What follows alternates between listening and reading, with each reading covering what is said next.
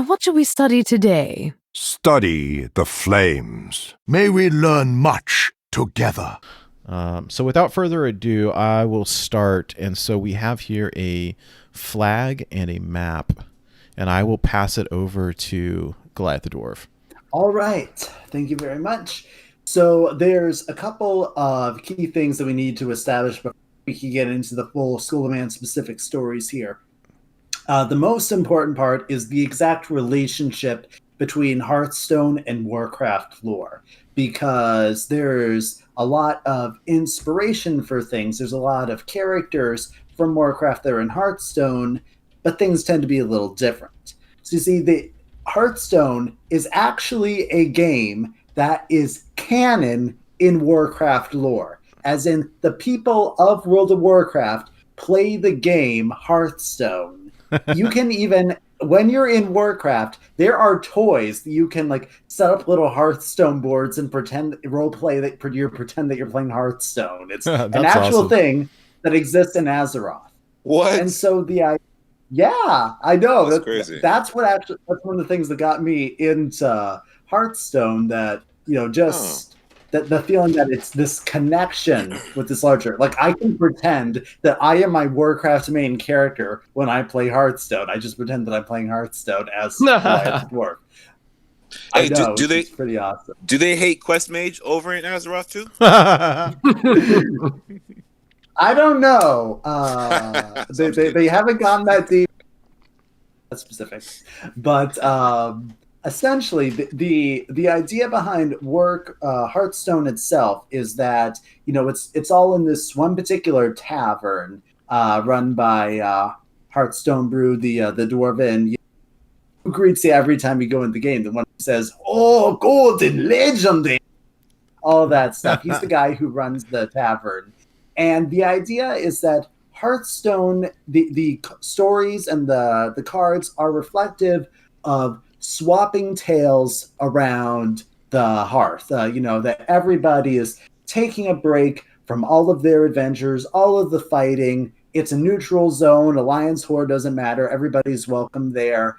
And they just rest. They pull up a mug of ale. They play some card games, and they tell stories around the fireplace. And just like tall tales in the real world, things that are based on real events, like for example, we could take a person like Johnny Appleseed or Davy Crockett or Andy Oakley. A lot of the tall tales or legends like King Arthur, which may have been based on a real person in history at some point, but then they get exaggerated for story effects, or people don't always get the details right.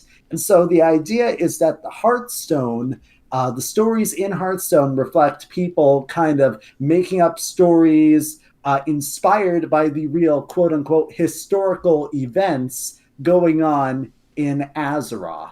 So that's why the particulars of the Hearthstone cards won't always quite match up with the exact lore. And I'm going to try to be very specific in explaining what is Warcraft exclusive, if anything is Hearthstone exclusive, where they match up in that sort of case. So I just wanted to explain that because it's very important to avoid confusion.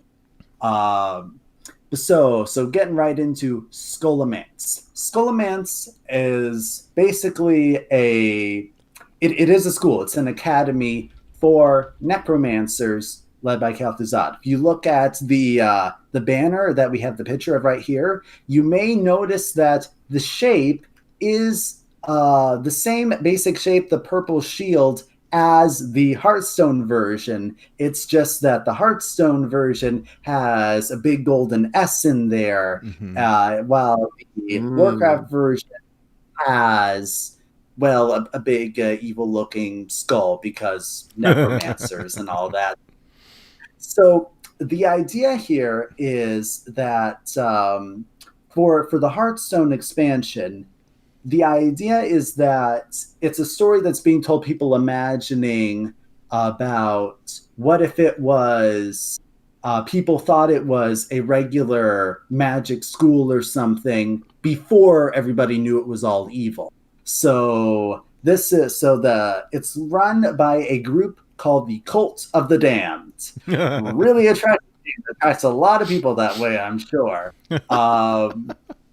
But if you look at the map here, you'll see it's based on an island. The island is called Carandero. It's run by a Barov, so we're going to get more to them later because they are cards. But so essentially, it's this secret place where the cult, led by Kel'Thuzad, worked to grow the first necromancers on Azeroth and rise the origin of this undead army for the Lich King known as the Scourge. And this is basically one of the headquarters of where it all happened. You can go to the next pictures if you like. And well, let me point out one thing too on this banner here, where they have kind of the skull thing with the green flame or whatever, but right below it they have the book. And I think it's interesting to note, on each of the Hearthstone cards, each set has like a symbol that they display on the text portion of the card. Really good point. And the book, I think, is the symbol for this set, right? The watermark, as a lot of people call it. Yeah. Okay. So let me. Even I hadn't noticed that part. That's a good eye. All right. So let me. All right. Here we go. All right. Here we go. So here is a close up of the island and looks like the front gates. Yeah, so now we're looking at some in-game footage from World of Warcraft. You can have a look and you can see the island right there. It's basically sort of a manor, a kind of a part rich manor, part fortress, and basically it's right now it is haunted by ghosts essentially. So this is where the distinction between classic and revamped World of Warcraft comes into play, because there's actually two versions of Scholomance. Scholomance was a dungeon in the original World of Warcraft, and since they have the classic servers now, you can technically go into the classic if you want to see and experience it as it was in that time. But when the Cataclysm expansion came along, they revamped the entire world, and eventually there was a second redone Scholomance dungeon. So that's another thing that will come into. So I'll refer to them as the first and second purge of Scholomance for the sake of story clarity. But essentially, that means that first purge is the original dungeon in classic World of Warcraft. And then second purge will refer to the revamped version that came along in the game later to replace it. Okay. And so then we have the it's basically the ghosts were something that you could see in the original version, but so lore wise they're still there. It's a very haunted area because a lot of nasty stuff went on here. This is necromancy after all. You can't technically see them in the game at the moment, but in the classic version they are there. And so then we have our illustrations, some in-game footage of what it looks like on the inside. It is very, academy-based. They have libraries full of forbidden tomes, and there's magic zooming everywhere. It's like very sinister Hogwarts style, whilst the Hearthstone is going with very, happy magic school style with some sinister stuff that's secretly going on in the basement. That Hearthstone twist. The happy twist. Yeah. Yeah, well, I thought that the announcement trailer, it captured that sense perfectly about there's stuff going up here, but watch out, Kel'Thuzad will steal your soul. They're kidding, of course. I like that. Well, Hearthstone has always been so like whimsical, right? And so I think how do you take a place? You take this school of necromancy, you turn it into Hearthstone Hogwarts. But then you throw in that twist, but don't go down to the basement. and Right. And I like that they had the basement included in the game board as well. So you see like the staircase going down, and you click on it, and stuff, little things fly out or whatever. It's pretty cool. Yeah. Yeah, it's a great balancing act that they've done. Actually, one thing I love the Hearthstone art books. I have the two that have come out so far. Me Really too. looking to Year the Mammoth one coming out around my birthday in October, which is really nice. And so it talks about some of the challenge they went through with some of the designs, and starting with Naxxramas, because Kel'Thuzad is he's a human in this version. He's a Lich in Naxxramas. Again, we'll get to his story very shortly. But they had the challenge of how are we going to strike the balance between whimsical Hearthstone and Naxxramas is this real house of horrors here, and how. But then they found the balance with having Kel'Thuzad with, the personality he has in Hearthstone, the interloper. What are you? So bombastic about it all that it's humorous. And when they did the Frozen Throne with the Lich King, with he's just like really good at Hearthstone, and he's just like mocking your decks and everything. Right. It's a balance that they struck to keep the sense of the fear, the intensity of the bad guy, but also it's Hearthstone. My favorite line in all of like Hearthstone PvE was Kel'Thuzad when you're facing him as the final boss. Like when you click on him, he goes, "I hear the next boss is very powerful and very handsome." It's so funny. Exactly. Like it's so good. And I think the Lich King ones also were so hilarious. Yes. They were so good. Like I want to replay them just to hear that. It was great. Hey, were those the ones where you try to squelch it and it's like you can't squelch me? Yeah. Yeah. Okay. Yep. Yes, they were so good. And also one of my favorite interactions is that because he had for the final battle against the Lich King, you have to do it with each class, and there's a unique challenge for each one, except for Priest. They just have one where you can't emote. But if you can, right? if you can steal that card, then you can silence the Lich King, and his emotes are just. Yeah, it's amazing. It's amazing. It's so good. Yes. Yeah, he tries to emote and he can't, and he gets really mad about it. It's so funny. Yeah. Oh gosh. Okay. So you want to move into that's the basis of what Scholomance looks like in the game. But let's get into the stories of the key players here, the behind the cards. All right. Okay, so first up we have Headmaster Kel'Thuzad, or Kel'Thuzad in human form. Mm-hmm. So Kel'Thuzad, he has actually I am working on a full article about Kel'Thuzad's story all on its own. So that will hopefully be up within a week or so for anyone who wants to read even more detail than I have in the previous article, or even that I may talk about here. But essentially, that's on out of dot cards. Yep, at Out of Cards. And so Kel'Thuzad was originally from Dalaran, from before it was actually a floating city, back when it was just a regular city, before there was any horde or alliance or anything like that. And Dalaran is run by a group of mages called the Kirin Tor. Specifically, that group is led by a council of 6, like the most wisest and most powerful mages who do all the governing there. And he was one of those people. He was just at the top of his game right there, and always looking for more knowledge and more power, and kind of a little overly power hungry and obsessive about it.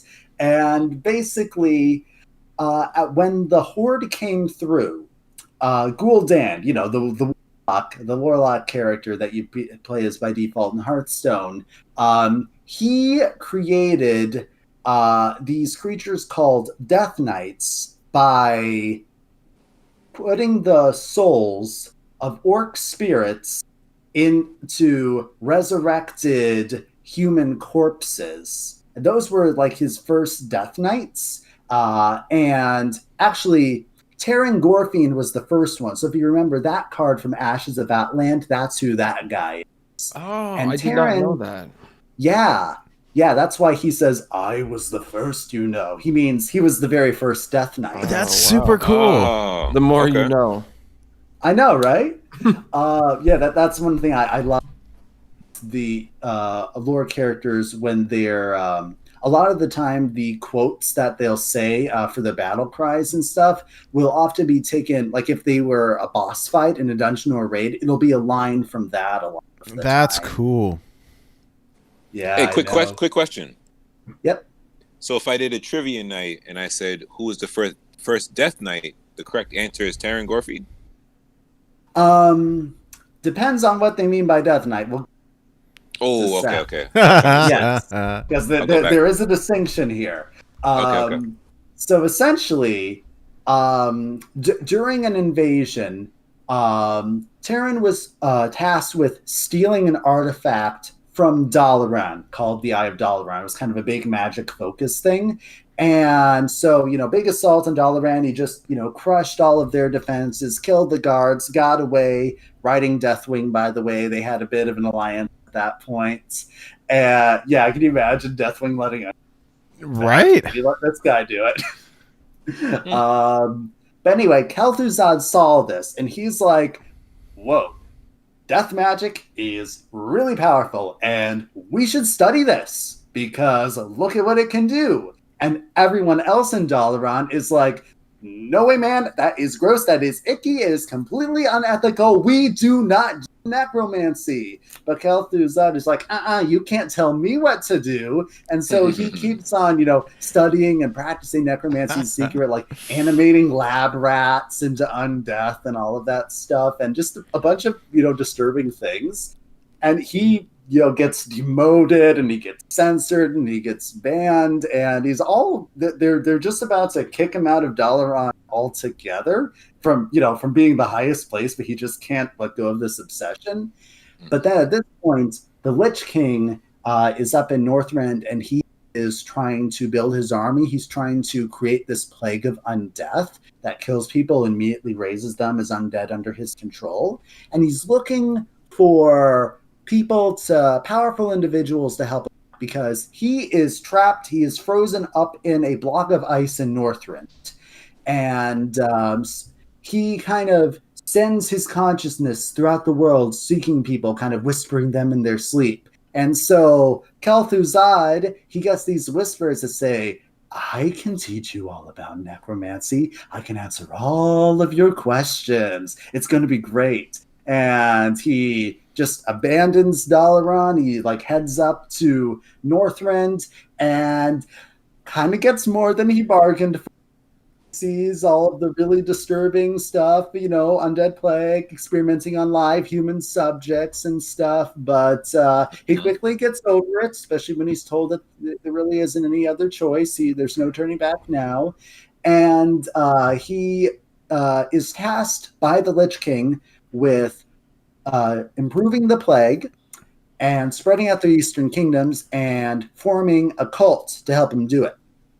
And so that's what he does. He goes back to the Eastern Kingdom, specifically to the really big, impressive kingdom of Lordaeron, and he disguises himself as a holy man. And basically he goes around preaching a new religion, saying, I'm going to uplift the poor. We're going to overthrow, your oppression and everything. Well, it'll all be great. And then he sucks the rich people in, all the wealthy land, by telling them, by the way, we're actually totally just going to use those people to get you more wealth and power, and you'll be immortal, so it'll be awesome. And so he just plays and recruits a whole bunch of people in, and hardly anyone knows what this is actually about. It's only the most devoted, the ones that he detects he can really turn to darkness, who are let in on the whole thing. And it's eventually called the Cult of the Damned. But so most of the people who are helping out with this have no idea what's really going on. And that is essentially the premise that the Hearthstone expansion is playing with. Because they're like, well, a lot of people didn't know what was going on. Organization. What if that organization was a magic school? And Scholomance just looked like it was, a place for people to go, and it was great. And then all this stuff is going on in the basement. So that is essentially, from a Hearthstone standpoint, so imagine people telling stories about this Kel'Thuzad guy and how he formed the cult. And in telling a tall tale, they're like, oh yeah, and it was totally a magic school too. So that's kind Right. of how that all fits Okay. together right there. I just want to point out also, and like big props to the art team, because if you compare the cards to the artwork in game, they have, they're not identical, but they have adopted so many similarities. Like even in this card here, he's got the giant, the shoulder pads. He's got the purple and gold robes. It's got the sleeves match up, and I mean a lot of the things are very similar here. And so they definitely took his more, kind of Kirin appearance. And we do have some artwork here later where he is kind of more in necromancer mode with like the skull hat and and all of that. The finest necromancer passion. Right. Very cool. Now, what causes him to turn into a lich? I guess if we All can. right. Yeah. So and then I believe you also have the picture with the Lich King, right? Yeah, I did. I had it for 2 seconds, and I will put it back here. Let me. Who was the Lich King at this time? So the Lich King at this time was actually an orc named Ner'zhul who had been attempting to create portals so that the orcs could escape their dying world to get to other worlds.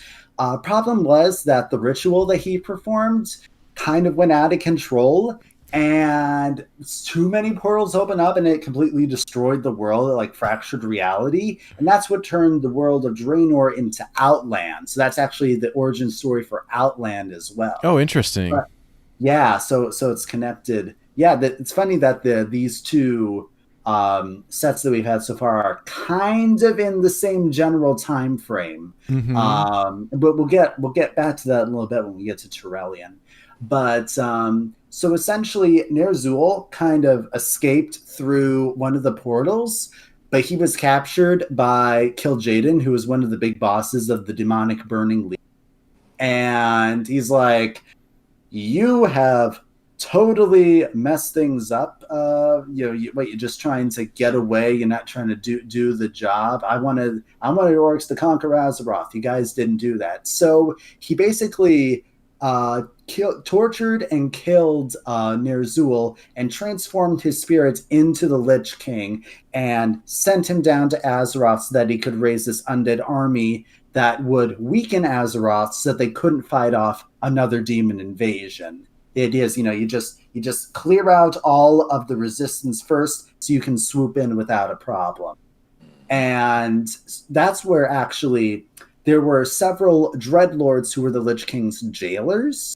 And one of them is Mal'Ganis. So the card Mal'Ganis all the way from, well, of course, if you play in Warlock and Wild, you definitely know the Mal'Ganis card. Love me some Mal'Ganis. Yep, and he's one of the Lich King's jailers here. And he's just like, Lich King is basically a disembodied spirit trapped in some armor that's frozen in a block of ice at this point. Mm-hmm. And he wants to conquer Azeroth with his undead army. He also really wants to not be a slave to the Legion anymore. And so he's trying to play all the different sides here. He's trying to trick the Dreadlords into thinking that his plans are really their ideas so they don't see what he's really doing. Actually, Kel'Thuzad is a very key part of this because Kel'Thuzad is the only person the Lich King reveals his ultimate plan to. And he's loyal. He's like, "No problem, Lich King. Yeah, when you decide to rebel against the demons here, I'll totally have your back." And that's... Yeah, so he's the closest thing that the Lich King has ever had to like a true friend. Very, very loyal. So nice. Essentially what happens is that, with the Scholomance experiments and Kel'Thuzad actually finishes developing his plague. That's also where the first abominations are invented, by the way. So you got all the Ticking Abomination and Sludge Belcher and all that stuff. They were all invented in Scholomance by hacking apart dead bodies and sewing them into these horrifying monstrosities. Nice. You just imagine like an adventure convention. You're like, Edison, I invented Alexander Graham Bell, I invented the telephone. Kel'Thuzad, I invented the abomination.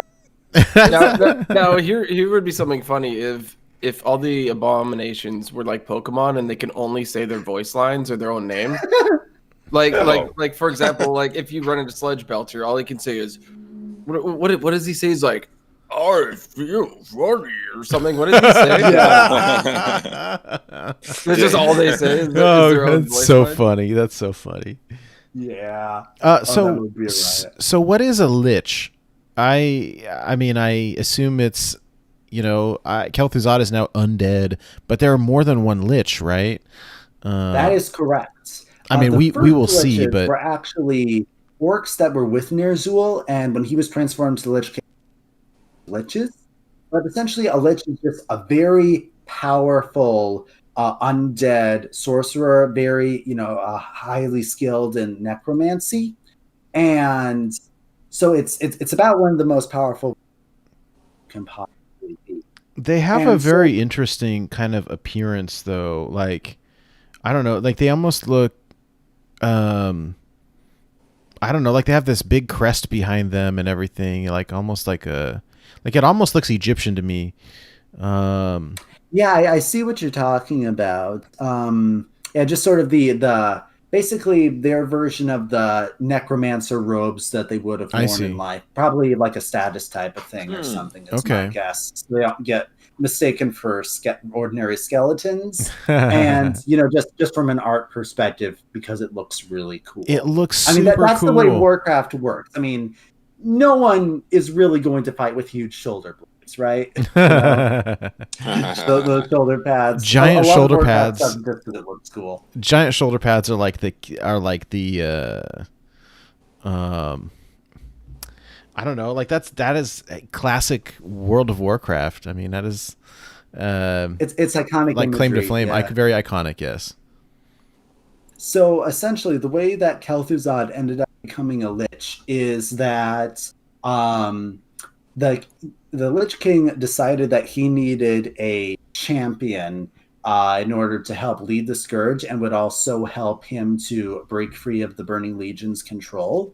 And his eyes were set on Arthas Menethil, who is, if you might recall, is the character, the hero that you can unlock for Paladin by defeating the Lich King in the solo content with all of the classes. Well, except for Demon Hunter now, because it wasn't a thing then. But anyway, so he was a Paladin. He was the Prince of the Kingdom of Lordaeron, and he was, really going out to fight against this undead scourge in order to protect his people.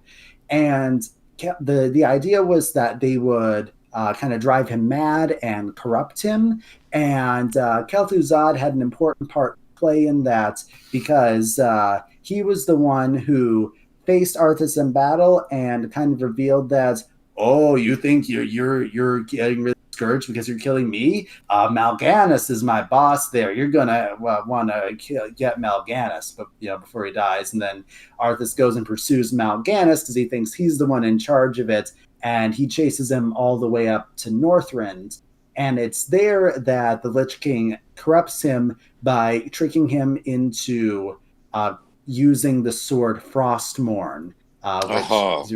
Yes, Frostmourne, very important, almost like a part of the Lich King himself.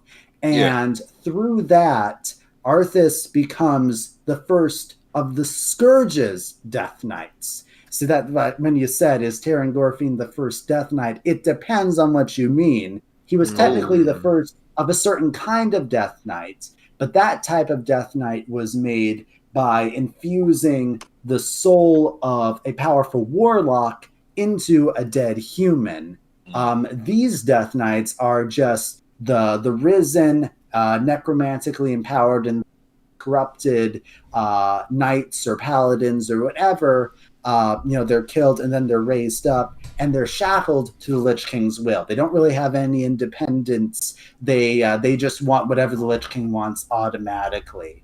Okay. And so Arthas becomes the first of those Death Knights, and his task is to go and resurrect Kel'Thuzad as a Lich, because they need him to perform this summon in order to bring members of the Burning Legion into Azeroth. And this is all stuff that happens in the Warcraft 3 game. It's part of the big story campaign and everything. So yeah, Arthas goes and he gathers up Kel'Thuzad's remains. He also has a fight with Uther, who is, of course, the default paladin hero and was actually his teacher growing up. And then he kills Uther. And then he takes the remains of Kel'Thuzad to the city of the High Elves, what will eventually be known as the Blood Elves. And essentially, they have this thing called the Sunwell, very powerful magical. And they need to get to that and put Kel'Thuzad in that in order to resurrect him as a Lich. And this is where Sylvanas Windrunner comes in, because on the way to do that, she is one of the people who is trying to stop him from breaking in. And Arthas kills her and raises her up as a Banshee. So that's actually her origin story. But at any rate, Kel'Thuzad gets risen up as a Lich, and then eventually goes to keeps on helping out Arthas as a Death Knight, and eventually Arthas merges with the Lich King. So he kind of becomes the second Lich King, and Kel'Thuzad takes over Naxxramas. That's when Naxxramas comes into play. And the interesting thing about Liches is that Liches are immortal so long as they have what is called a phylactery, basically this container that their souls are bound to. And so long as that phylactery remains intact, they can be killed, but then they'll just come back eventually, unless someone destroys it. So this in the Naxxramas raid, which is another thing, that there was a classic version and then there was a version that came along later, so two different Naxxramases. Kel'Thuzad has been killed as the final boss in both of those, but his phylactery has never been destroyed. So technically, lore-wise, he is still out there. I believe he is actually going to play a role in the Shadowlands expansion, exploring the afterlife in the next World of Warcraft. Which cool. Would be really cool. So yeah, so Kel'Thuzad, there's a chance potentially. So yeah, he has. Yeah, that's probably the longest individual story that I'll be telling here. He has a really big role to play in all. Very cool. Okay, well, that is Kel'Thuzad. So now we start getting into the instructors, if you will. So let me pull up Ras Frostwhisper here. And this is an interesting story, just based on my very limited research. So clearly you can see in Warcraft that he appears as a Lich. Mm-hmm. So what do you make of this, Goliath?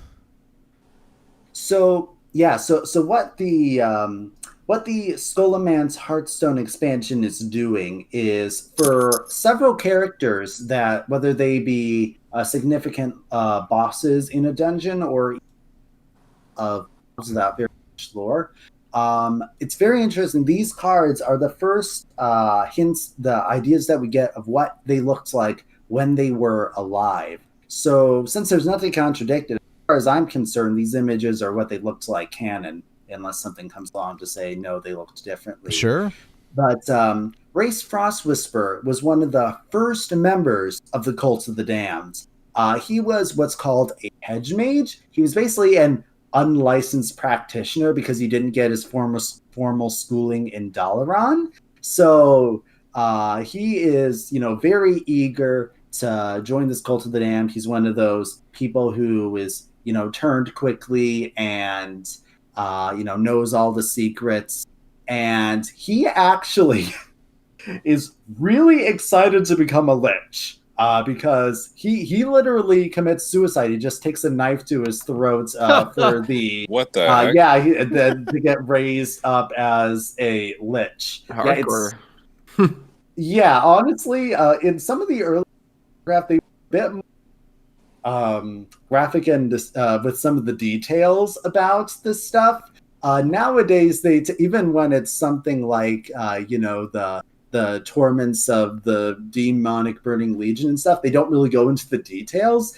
Back when some of this stuff was written, they weren't all that shy about going into that stuff. So yeah, Ras Frostwhisper essentially became the master and guardian of Scholomance after Kel'Thuzad, moved on.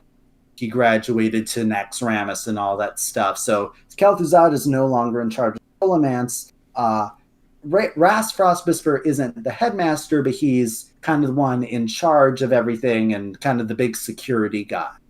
Now, remember what I said about liches and phylacteries? Well, Ras is unique because he doesn't have a phylactery for some reason, maybe because of the circumstances under which he was raised. But essentially, what you could do in the dungeon as part of the story is you went to the place where he committed suicide and where he was raised as a lich, and some of his soul essence still lingers there, and essentially you use that to turn him back into a human and take away his lich powers and immortality, and then kill him permanently. He's very unusual liches in that fashion. And I find it interesting. He's, it's Frostwhisper. He has a lot of ice abilities, so I find it really fitting that they made him the dual class for mage and shaman, which both have the freeze type of cards. Oh yeah. But they didn't give him any freeze ability. Well, that was a missed opportunity there, but what was interesting also, because in not too distant past, they had been giving shaman cards freeze abilities. Oh, missed opportunity. Freeze shaman. Right.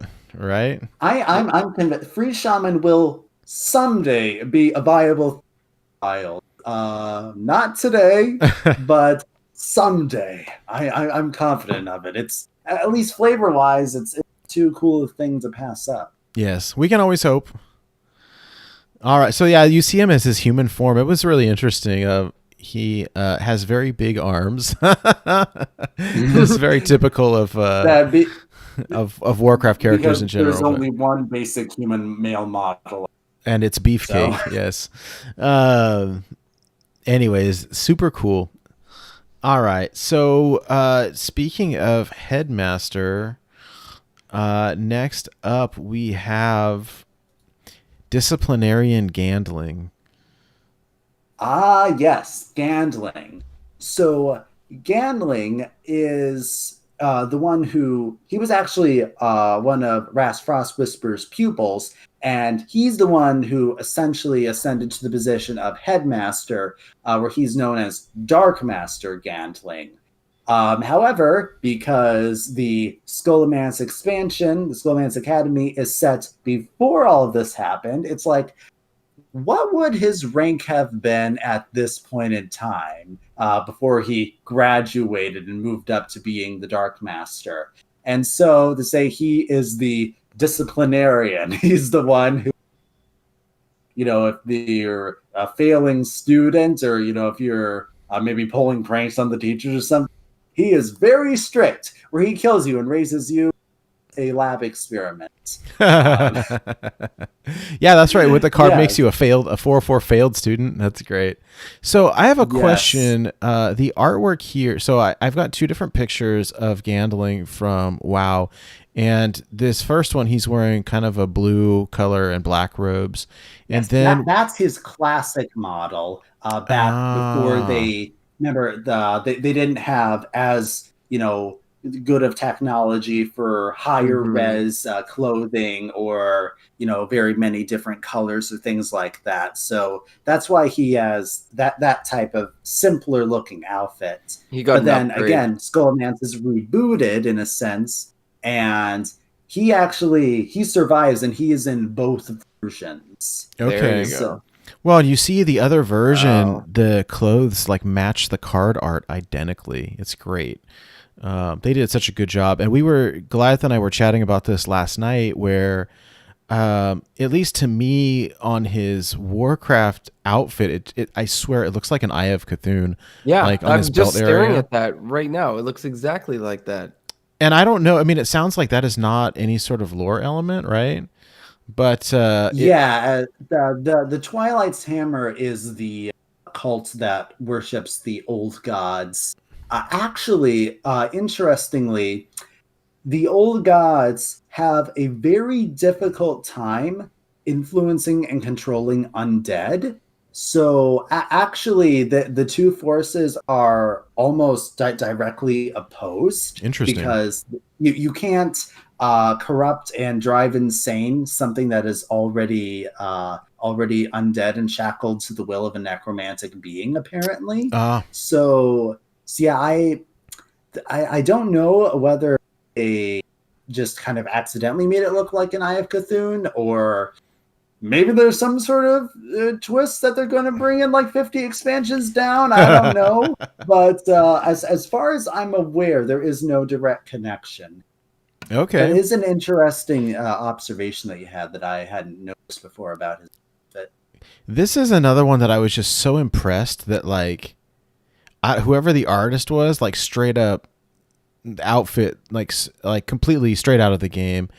And for me in particular, like I'm like you, I've got both art books.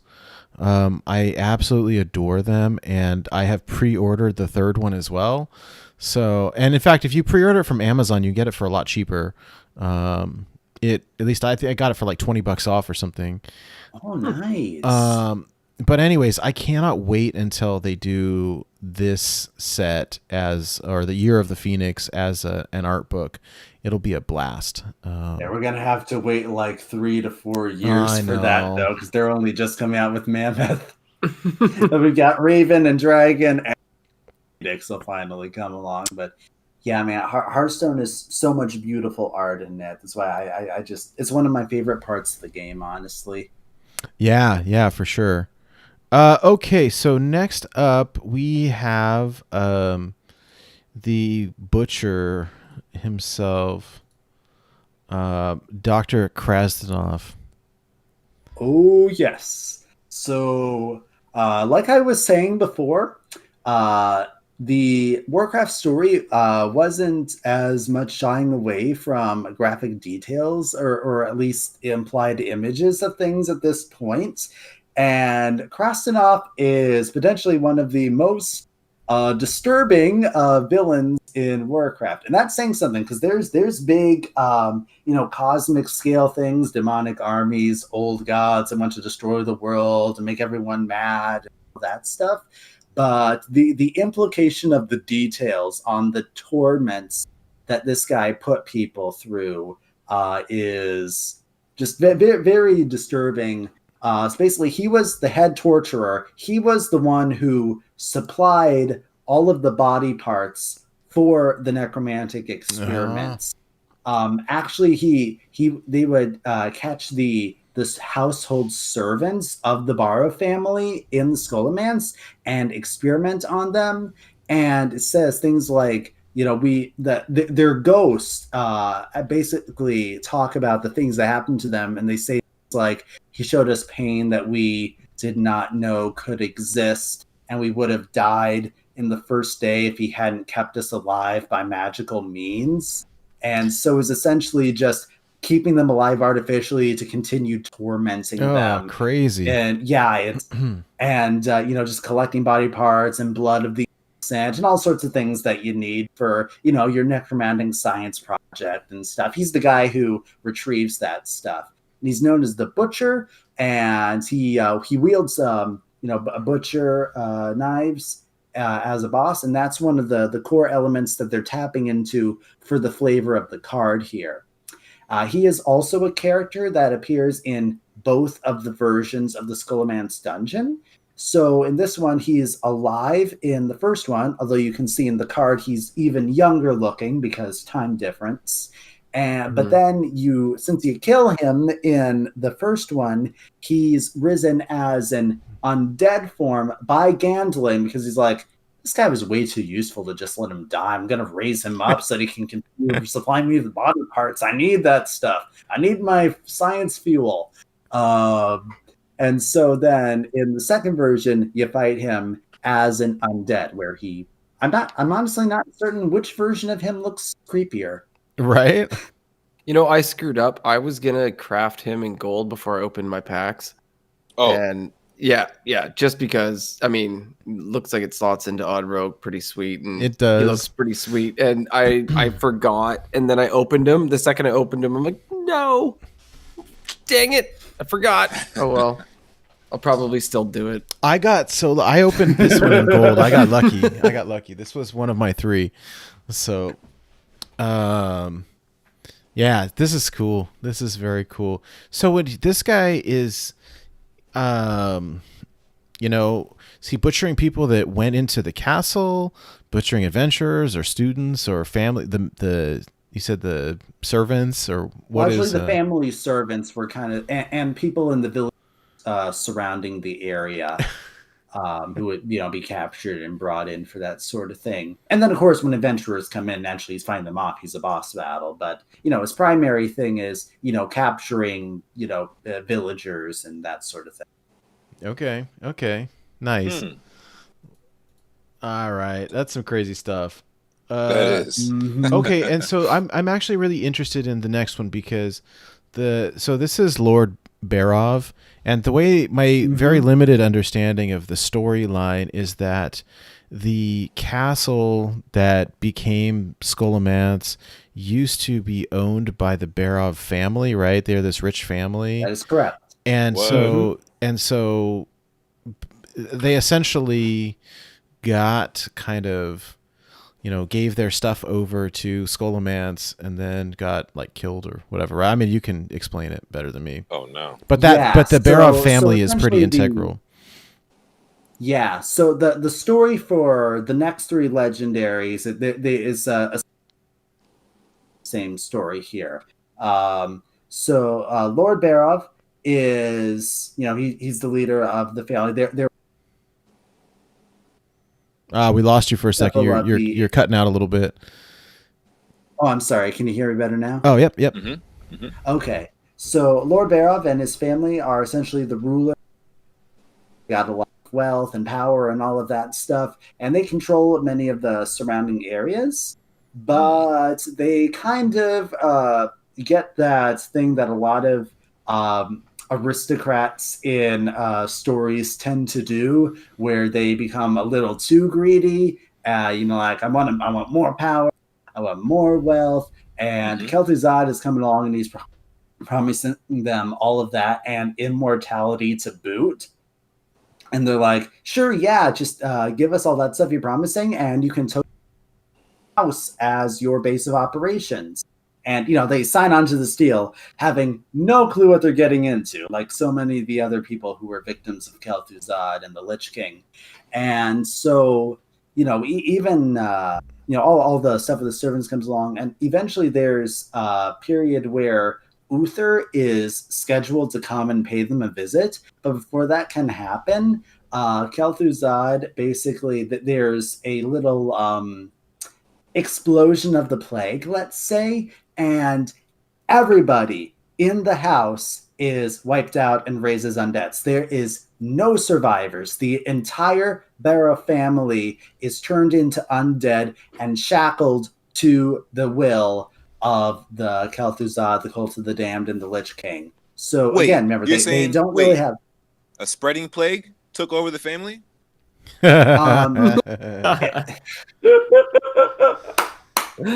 Very nice, Mike. I hate playing against spreading plagues so much. I hate that card with a passion. Void Ripper. I'm just glad that they finally made it so it's one animation instead of at least slow torture of watching each scarab right. form.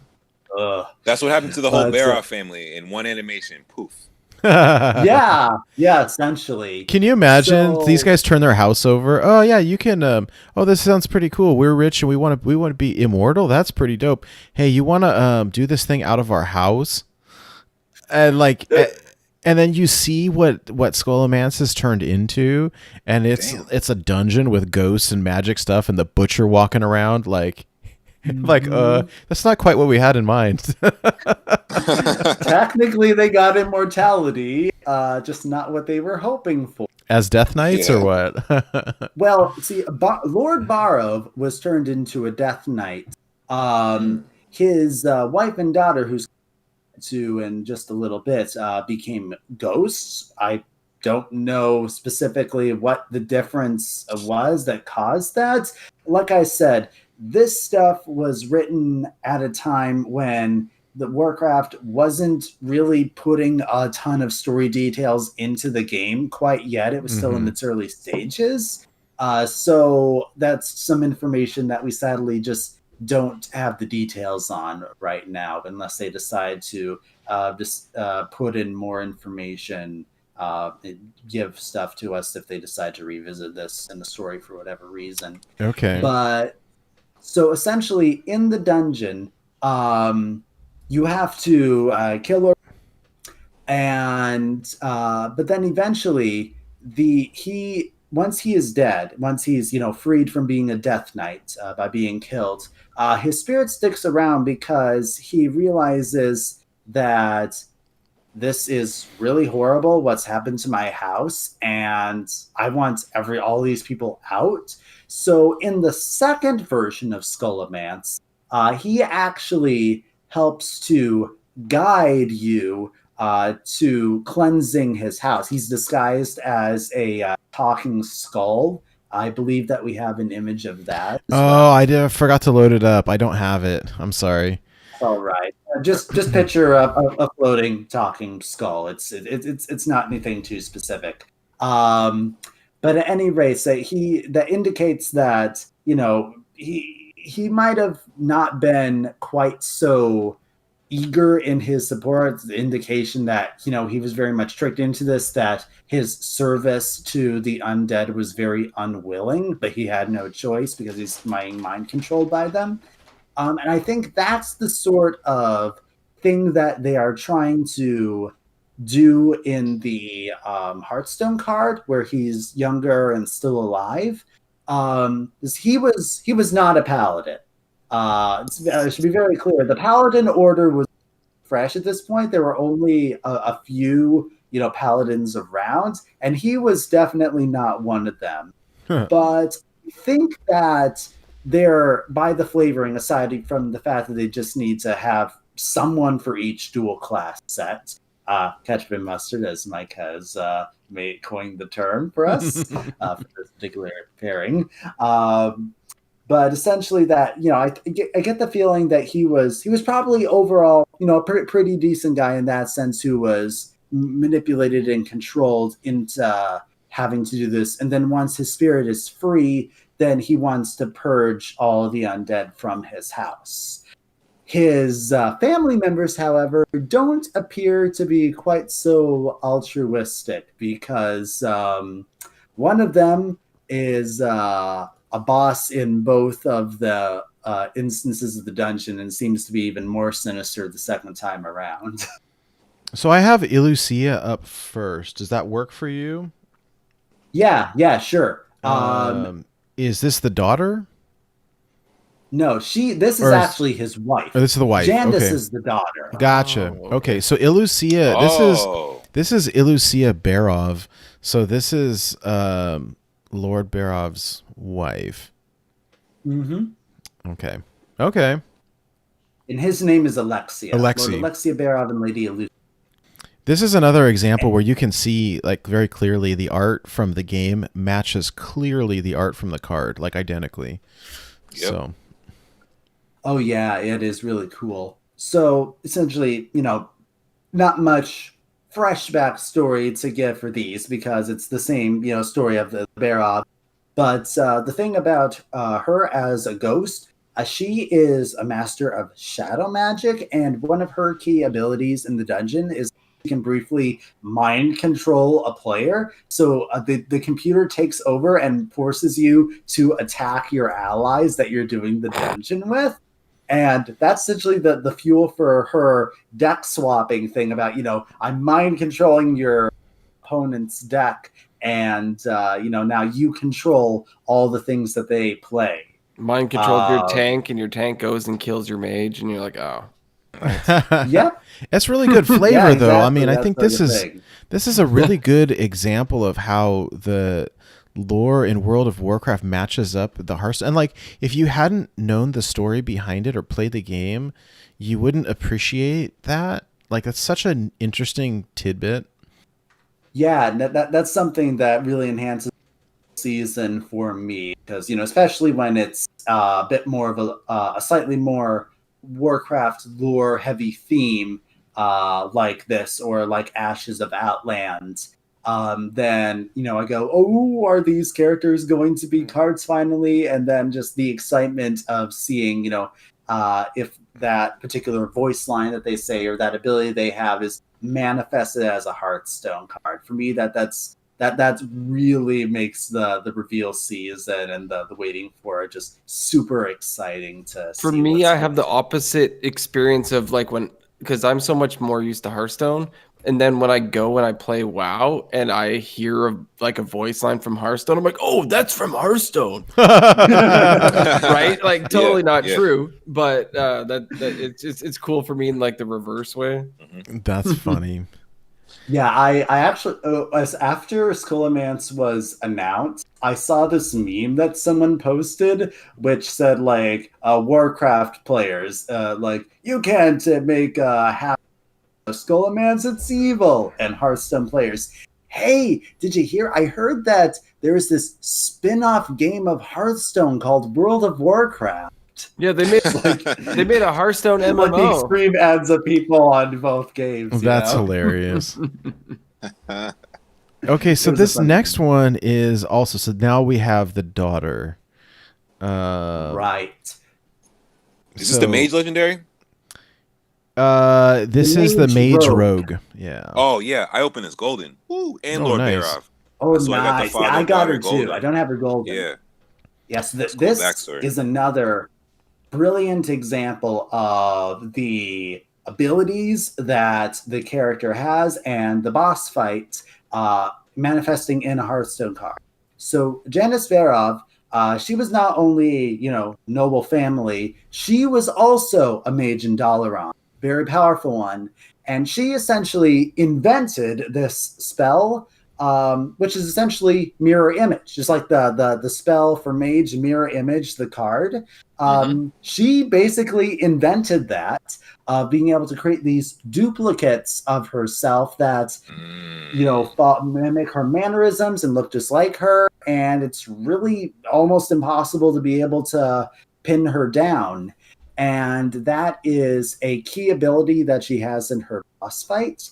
And I just love how they manifested that in the card by making one of the minions that you summon essentially just an illusion that can be the wrong target for your opponent to attack, in a sense. That, it's just air, it just disappears as soon as you touch it. Yeah, the flavor is so good there. The art also is spot on. Like, the art is identical. And here's a picture from the game where she's using that ability. And so the theme of the card matches so well. Like, I mean, it would be different, I suppose, if they had, summoned 2 copies of this minion. But it would be difficult to do that without knowing which one was the illusion, maybe. I don't know. But the flavor is definitely here.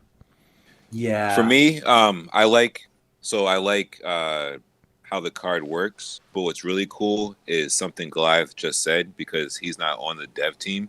So the fact that she created basically the mirror image, spell or the ability, I like the fact that when they made this card, they didn't make her summon 2 mirror images. They let her summon 2 5-drops, because obviously she's a 5-drop. So I think that's where I caught once Goliath That's said a that, really I caught good point.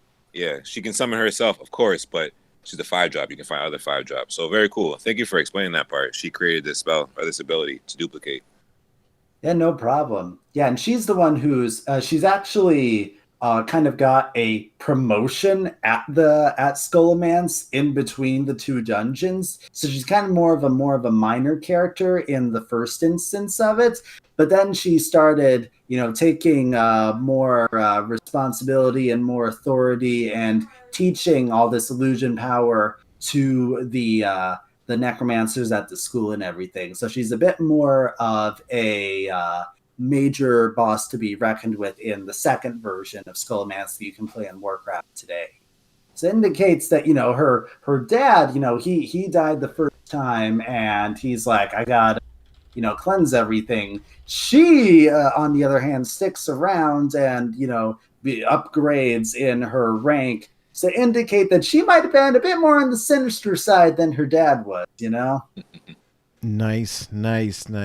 Okay. So, that's interesting. I never realized there were two separate versions of Scholomance, and so it's interesting to see the character get kind of an upgrade in between. The next one is a little interesting. I think some of these have very little in the term of like lore, if you will, or very different character in game versus in Hearthstone. So the next one up is Lorekeeper Polkelt, where the character in WoW has the same name, but drastically different appearance. Anyways, what can you tell us about this one? Very little, unfortunately. This is a character that is essentially just a named mini-boss. With his title, it implies he's in charge of the library or something, and that at one point he knew a lot of stuff. Very much like me. But Lorekeeper shout out. But he's just a shambling zombie at this point. He's got a rotting brain. He probably has lost all of that info. I'm surprised if he would be able to comprehend what a Dewey Decimal System is at this point. Well, for somebody who doesn't have a lot of lore, it's a pretty solid card. The card is pretty good. I guess the point is, though, this is all of these characters in their prime, many years ago at the academy, and so this is before his he took an arrow to the head. It looks like. Yeah, this picture. This looks like a rotting zombie. It does, yeah. The rotting zombie. Yeah, Wild essentially. streamer. I love rotting zombies. Sorry, continue. And so this is actually something that I really like about Hearthstone can enhance Warcraft lore because, this guy was, there's like no reason to remember, for whatever reason, you're particularly enamored with this mini boss fight for whatever reason. But, and this, again, just in the first original classic version of the dungeon. But this idea of, let's expand on this guy. Let's give an idea who he was, what he looked like, the sort of powers that he had through the Hearthstone card. And just the effects and the flavoring is really kind of lore contributing, I believe. Like I say, if there's nothing to directly contradict it, I'll consider the Hearthstone contributions to be canon, because it's happened before with N'Zoth, for example. The depiction that they had for N'Zoth, he hadn't been revealed yet in World of Warcraft. That was the first time we ever got to see what N'Zoth looked like. Interesting. And it became the canon appearance. Oh, wait, what? Yeah. Yeah, N'Zoth he was just a rumor, a name that you sometimes heard and that people had theories about back when Whispers of the Old God card expansion came out. Mm-hmm. And so that was the first time that the artist who designed that card worked with the Warcraft team to determine what he would look like, because that would determine his appearance forever. And now he was a big boss fight in Battle for Azeroth right now. And so we have the Hearthstone art to thank for the appearance he has in Warcraft. That's so with super that sort cool. of precedent, I say that's why this could very well be what Polkelt looks like when he was alive. Right. I am perfectly willing to accept that. Well, Welcome, even. and the theme of it is very fun. Like if he's the Lorekeeper, okay, he's in charge of the library, and then the theme of the card is essentially, take all your stuff and like sort it all. He's reshelving the books. Right? Exactly. I love it. The thematically, it's very fun. Yes, at Out of Cards, we running joke at the moment because one of our writers was predicting that this card would have a spell burst effect, and he said, "I'll eat a shoe if it doesn't." And so now we're all keep on nagging him to eat that shoe for us. And his review of the card is, "I hate this. It made me eat a shoe," which is, yeah, we think it's really funny. At least that's funny. That's great. That's for us at the Out of Cards. All right. Next up, I have Professor Slate, who looks very much Back to the Future to me. Yeah, I think they essentially took his appearance. Okay, what would this look like as a live person? Right. With the hairstyle and everything. So again, very much like the Lorekeeper, this guy has no lore. He is a named boss or mini boss in the original Scholomance.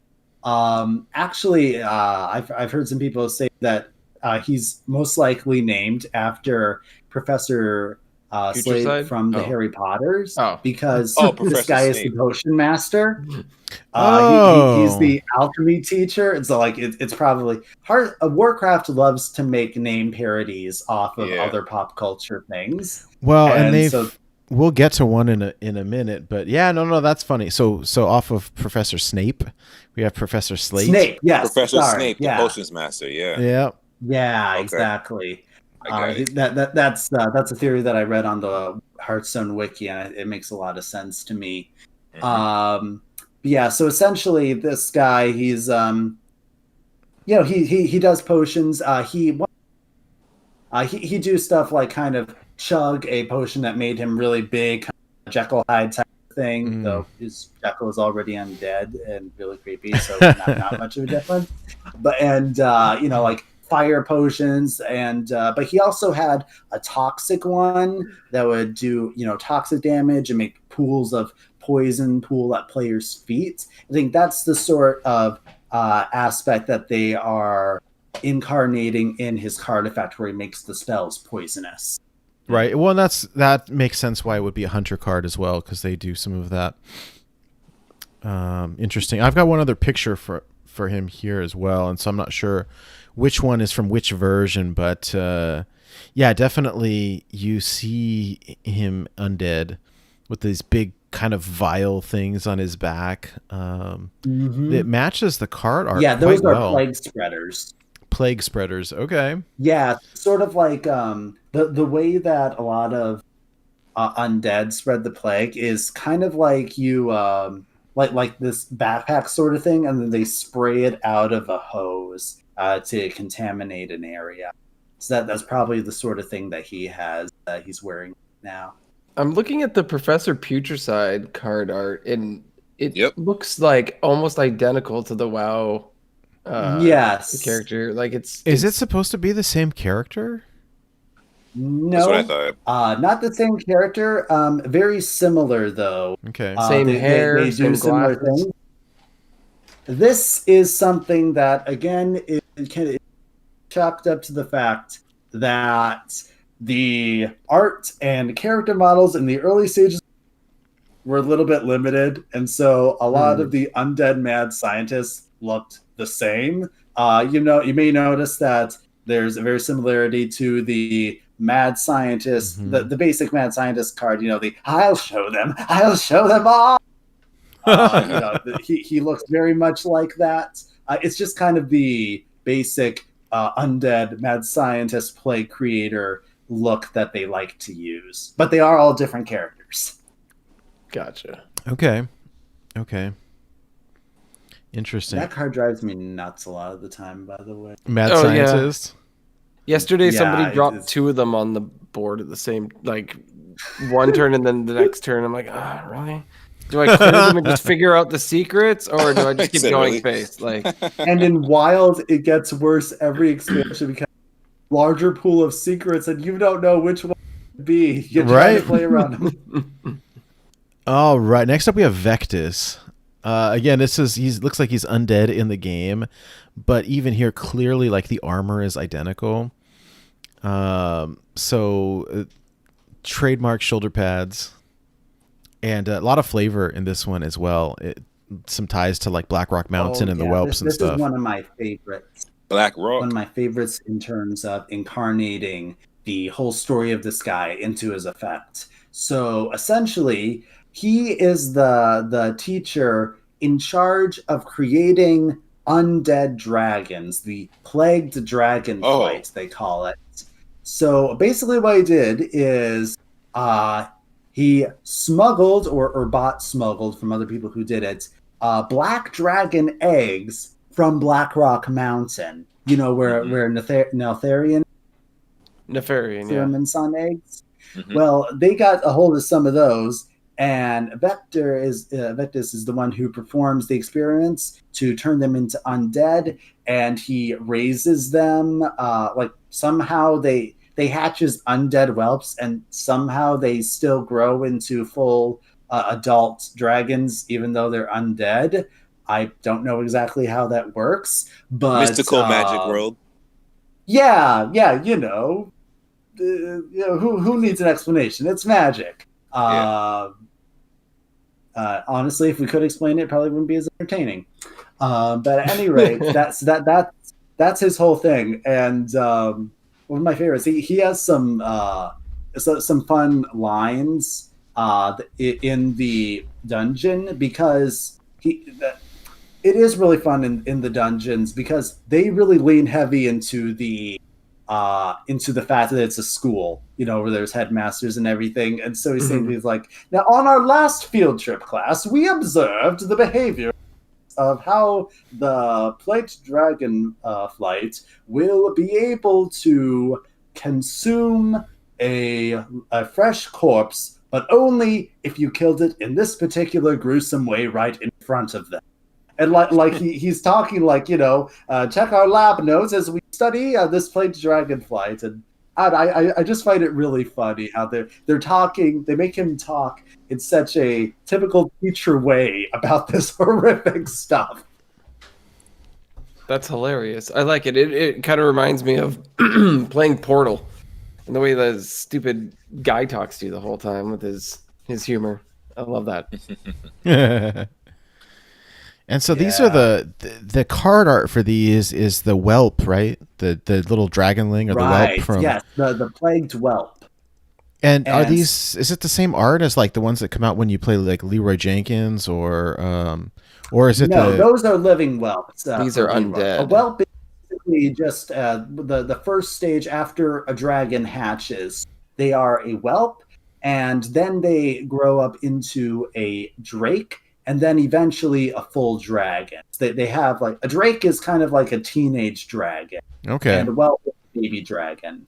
But dragons are also which they're phase is very intelligent. Big old whelp. What step is that? Big old whelp. I'd say that's probably preteen dragon. Okay. Probably a spoiled, overfed whelp. Got it. Hey, we got some big old whelp fans here, so I gotta ask. I appreciate that question. Actually, that was good. The flavor here is super cool. Oh yeah, definitely. I mean, another like very, very good example of how the card matches the lore. I mean, so solid. Really is. Mm-hmm.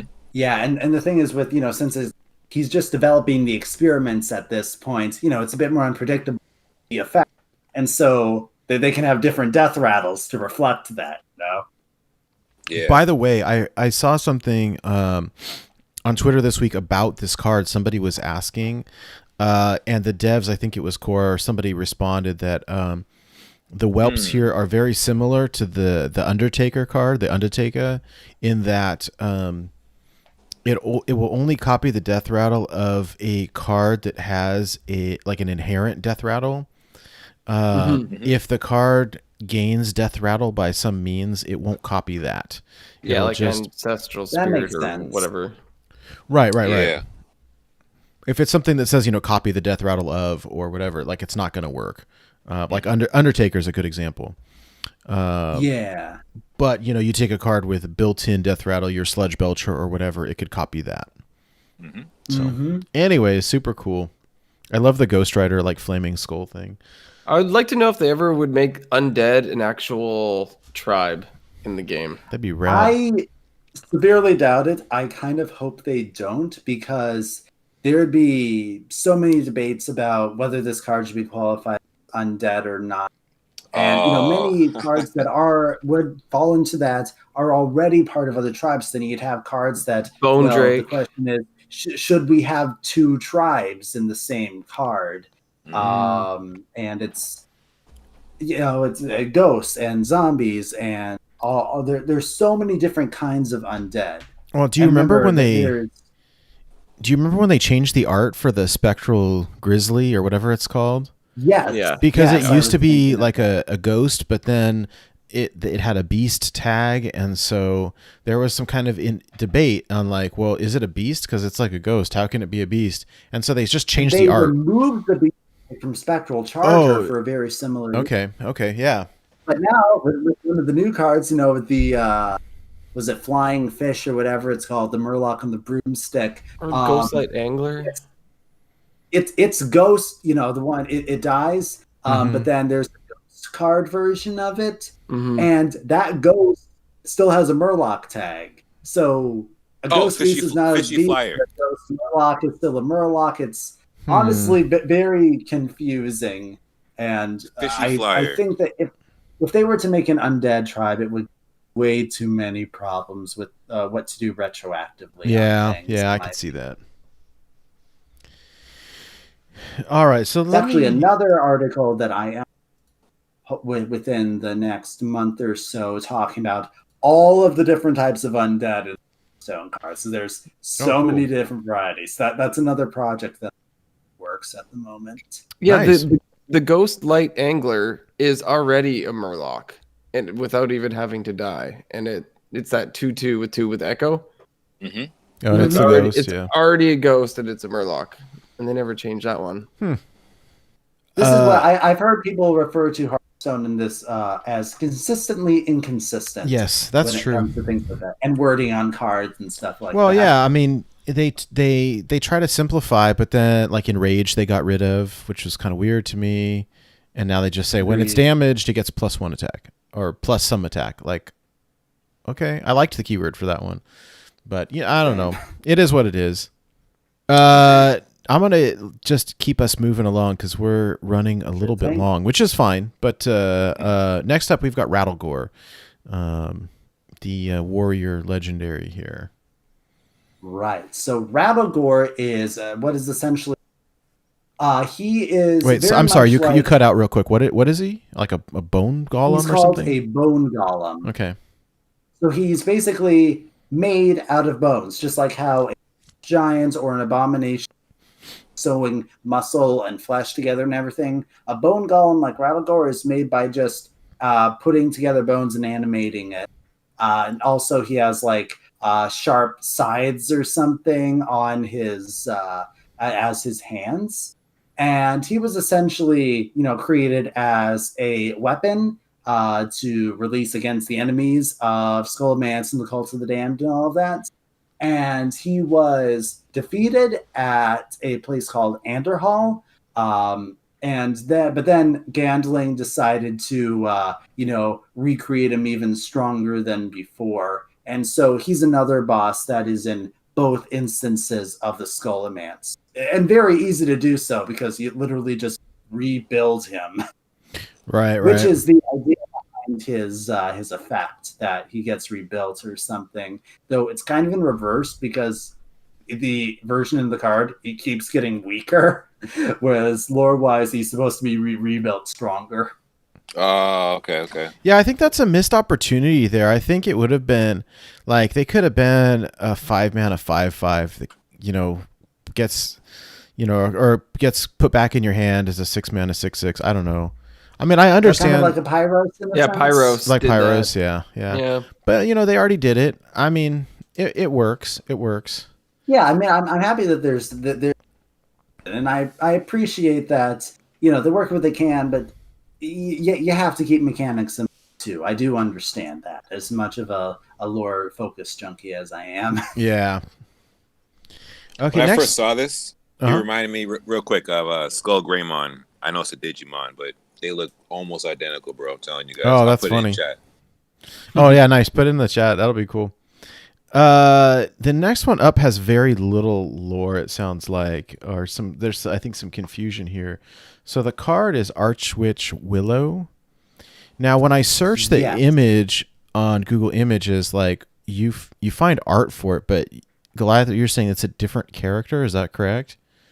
Yes. So this is something that I was a bit first, because the person who had the official card reveal in the art, they said that this is the same as this character in World of Warcraft, and so that's what I wrote about in the article.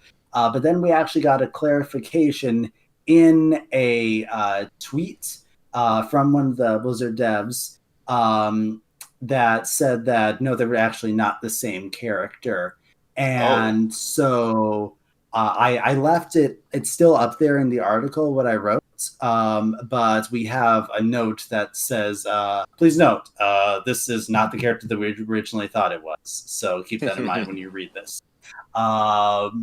And then that's when I also got the confirmation about Fireheart, who we'll get to in a bit, and then added her in. But essentially, so this is actually Archwitch Willow is a Hearthstone original character who specializes in teaching demonology to the students at Scholomance, which is her flavor, about summoning the demons from your hand in your deck. So initially thought that she was this character who is a quest giver, who is a member of the Twilight Samer and serves the old gods. But as it turns out, they are actually not the same person. That's cool, though. I like when Hearthstone does that. And they've done that with a few characters now and turn them into something cool that WoW was actually put in the game. So that's neat. Yeah, it's kind of neat. What did they do? Weren't there some like the League of Explorers or something like that? Yeah, yes, the League of Explorers are now in World of Warcraft. But they started in Hearthstone. That's correct, right? That is correct. That's super cool. I like that. Me too. All right. Who is up next? Okay, so we've got Instructor Fireheart. And I think, like you were saying, this is a really interesting idea here because the lore and the card are like, they're different, but they synergize. I don't know. I'll let you explain it. Yes. So we had it confirmed. I'd heard it from Blizzard Dev that this is the living version. A boss in Scholomance called Instructor Chillheart. So, in life she was Fireheart, but Liches tend to have a special potency for frost magic and freezing things. It's kind of one of the big themes, especially, Lich King is up, on the frozen throne up in Northrend. It's kind of a big thematic thing for them. Yeah. But so... Yes, one of her big things is that she when she goes into her phylactery as a lich, she uses spells around the library to cast other things in the party, and I think that's probably the sort of thing that the card is trying to reflect. The discovering and using all of these different kinds of spells. One of my favorites is one of the books that she uses to cast fire spells is called Antonidas' Guide to Standing in Fire. You've heard that don't stand in fire stuff, which I find that to be absolutely hilarious. Yeah. And so for her, unlike Kel'Thuzad, she had a phylactery that was right there, and that one got destroyed in the fight. So she is a lich that is gone for good at this point in the story, because she was careless enough to leave her phylactery out in the open where people could kill her for some. I don't know. It's a boss fight. I can't explain it. I like the Maybe flavor chop here that though. arrogance. It's kind of cool, right? Just you're alive as a fire mage or whatever, or Fireheart, and then you as a Lich, Chillheart. Like that's clever. It's just really clever. Yeah, it is. That is very cool. All right, let's see what is up next. Oh, here, talk about lore here. I think you've got quite a bit with. We have Turalyon. So this, Yeah. I liked what you had to say. For anybody that hasn't had an opportunity, you've written an article for Out of Cards. There's a link to it in our Discord. But I think you were saying that this is one of the strangest choices to be a instructor at Scholomance, because like if anybody was ever a paladin from like the pure good perspective, like this is the dude.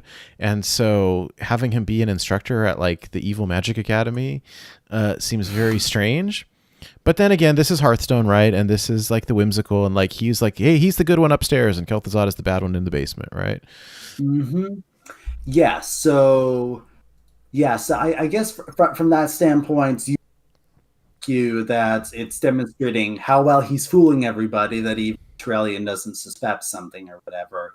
But the big reason that this doesn't fit in is because lore-wise, Turalyon isn't around while Scholomance is a thing. Because I said that there were just a few main paladins at this time.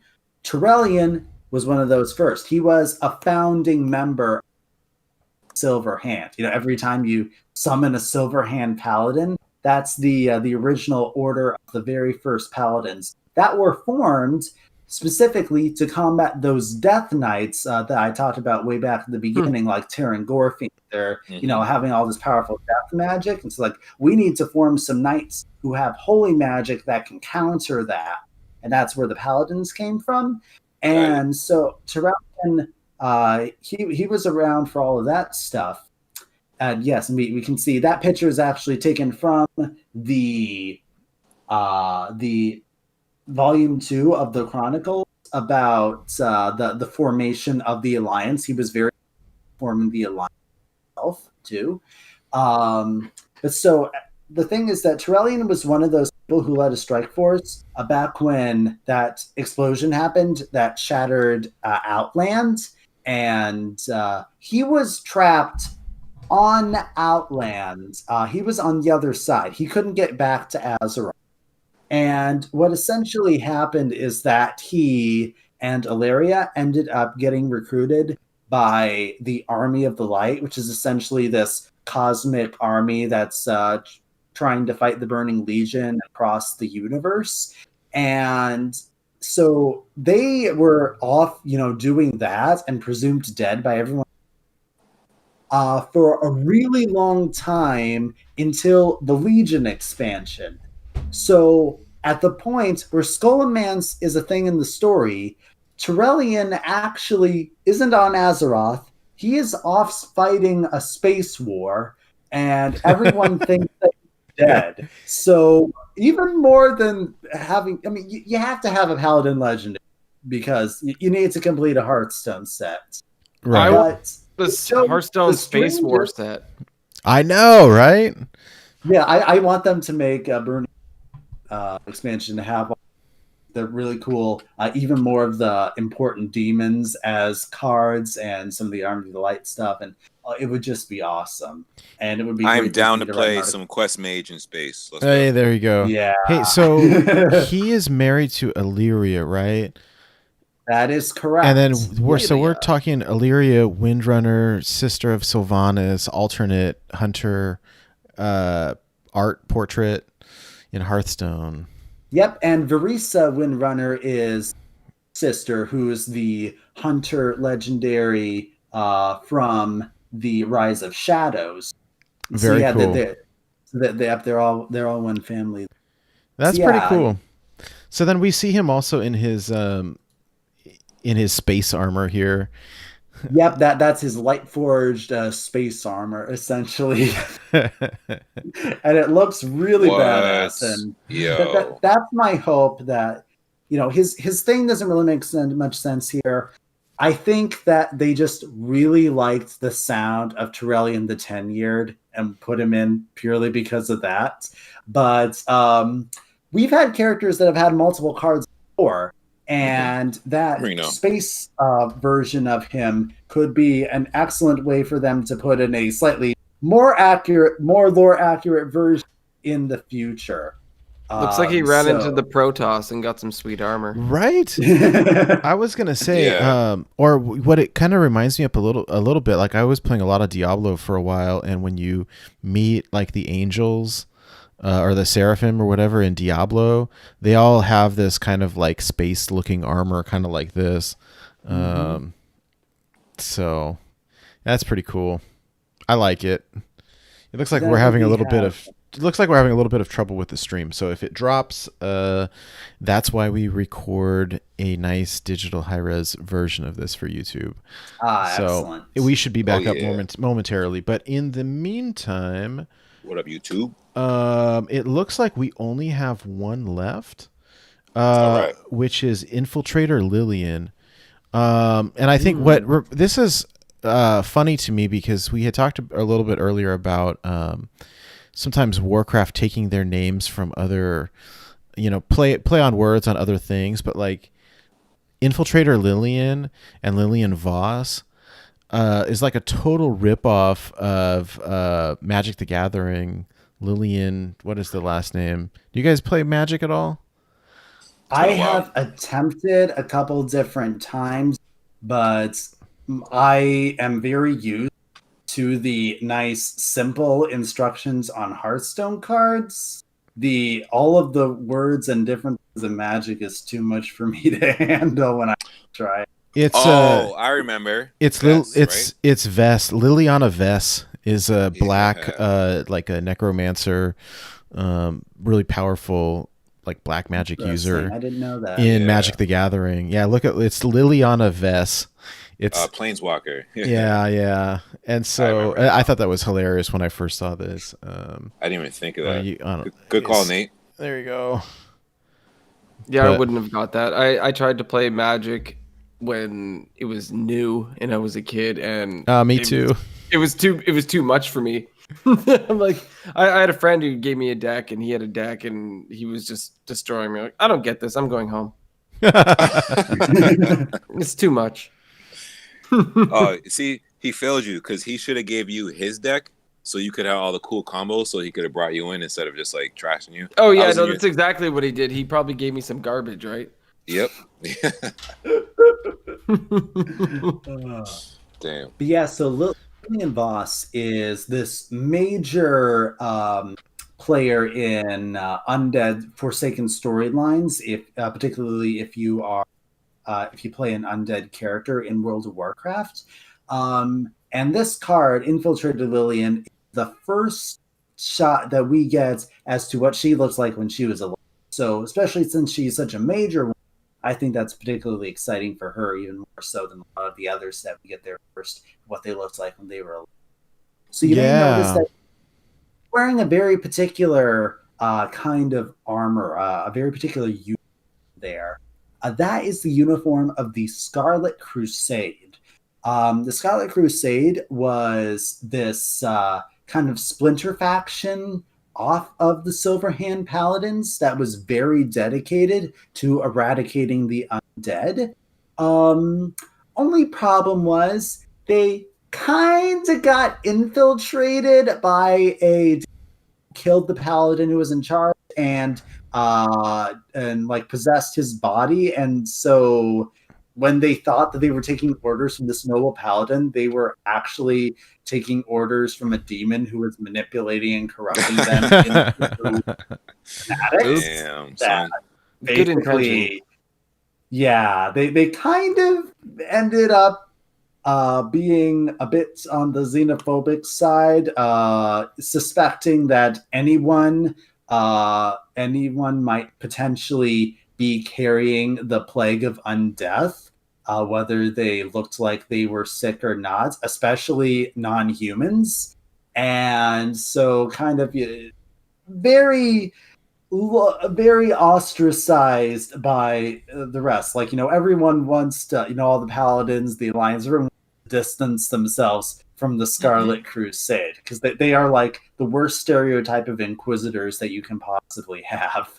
And they're a core enemy that you fight as a Forsaken in some of the starting zones and work.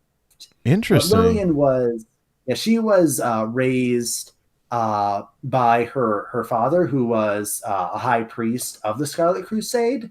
And so she was trained throughout all her life. Her entire childhood was dedicated to mastering ways to fight the undead. She learned stealth. She learned martial arts. She learned sorcery, all of this different stuff to make her this, ultimate fighter. And so at this point, where she's still alive, she's still working with this crusade. You can tell from the title Infiltrator Lilian that they may be crazy fanatics, but that for once, they say it's not paranoid if you're right. Well, in this case, they happen to be right. They're like, there's something going on with Scholomance.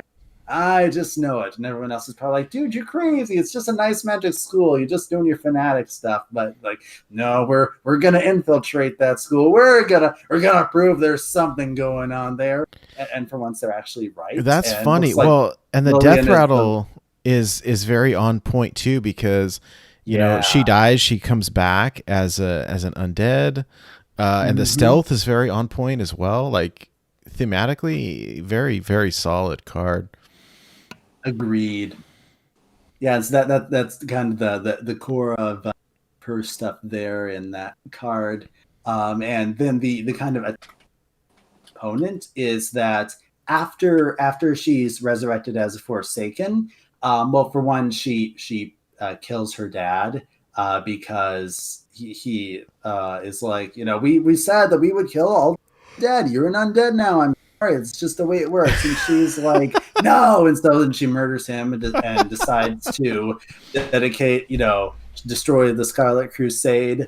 And she actually helps in killing High Inquisitor Whitemane. So, that legendary card. Okay. Which is why, if you recall from the Uther the Ebon, Whitemane is one of the horsemen that you can summon. Oh. That's what happens after she gets resurrected as a Death Knight later on in the story, after Lilian Voss helps to kill her. Holy cow, that's crazy. And then Lilian also leads the charge in that second Purge of Scholomance in the rebooted version. So she's, going to... she's leading the charge of the party against Darkmaster Gandling and the rebuilt Rattlegore and all of that stuff. Although she actually gets temporarily mind controlled by Gandling because, she's undead and he's a necromancer, and controlling the undead is kind of his thing. And so then you have to fight her briefly before you snap her out of it. So yeah, that's a core aspect that she has a part to play in the Scholomance dungeon itself as well. That's cool. That is so cool. Well, that is the last card that we have as far as lore goes. So thank you so much for joining us and getting to talk about all these. I think the timing, again, is so good for...